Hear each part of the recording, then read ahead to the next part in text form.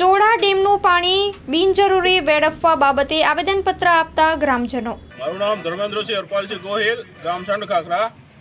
આજે સાંઢખાખરા, ચોંડા, માનગઢ તથા લીલીઓ ગામના લોકો દ્વારા અહીંયા અમે આવેદનપત્ર આપવા માટે આવ્યા છીએ. તથા જો આજે અમારી માંગણી નહીં સ્વીકારવામાં આવે તો અમે ઉપવાસ માટે પણ બેસવાના છીએ.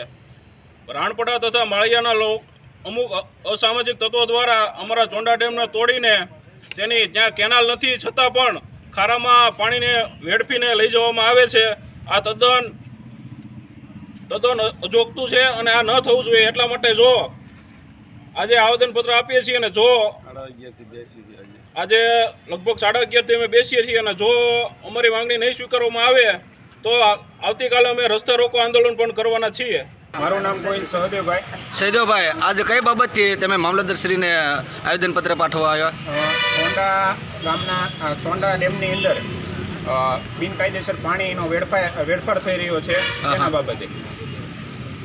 શું તમારી માંગ છે? અમારી માંગ એવી છે કે જે પાણી ગેરકાયદેસર જઈ રહ્યું છે તેને બંધ કરવામાં આવે અને તત્વરે એનો નિકાલ કરવામાં આવે. જેના લીધે આજ રોજ 15/2/2024 રોજ મામલતદાર કચેરી ખાતે અમે આવેદનપત્ર આપેલું છે અને જો આ પ્રશ્નનો નિકાલ નહીં આવે તો આજથી જ અમે ઉપવાસ ઉપર બેસવાના છીએ મામલતદાર કચેરીએ. અને તો તથા નિકાલ કરવામાં નહીં આવે તો અમે ઉગ્ર આંદોલન કરી રસ્તા રોકો આંદોલન કરવાના છીએ. મારું નામ વાળા કાનજીભાઈ રણછોડભાઈ, ગામ સાંઢખાખરા. આજે શું બાબતે રજૂઆત કરવા આવ્યા છો? આજે આઝાદીને 50-55 વર્ષ થયા છતાં લોકો અમારે જે આઝાદી છીનવવા માગે છે અને જે અમારી જીવનનું જે કામ કરવાનું, સમાજના કામ કરવાના એ કામના રૂકાવટ કરવા માટે અમારી ગામની પાદરમાં નજીકમાં ચોંડા ગામે જે ડેમ આવેલ છે એમાં એ લોકો અમને અન્યાય કરી રહ્યા છે અને ખોદકામ કરી અમારા ગામને નુકસાન કરી રહ્યા છે. એ વિશે શું કાર્યવાહી કરવા માંગો? શું માંગ છે તમારી? અમે મામલતદાર ઓફિસે ઉપવાસ આંદોલન કરીશું. એ છતાં નહીં મળે તો ઉપવાસ આંદોલન અને સત્યાગ્રહ પર આવીશું.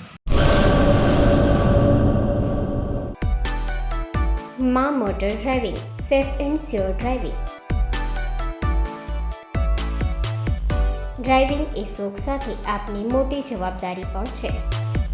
અમારા ઇન્સ્ટ્રક્ટર દ્વારા સચોટ અને સરળ માર્ગદર્શન. આપની રોજની તાલીમની માહિતી મેળવીને શું અધુરાશ છે એના ઉપર પૂરું ફોકસ કરાય છે.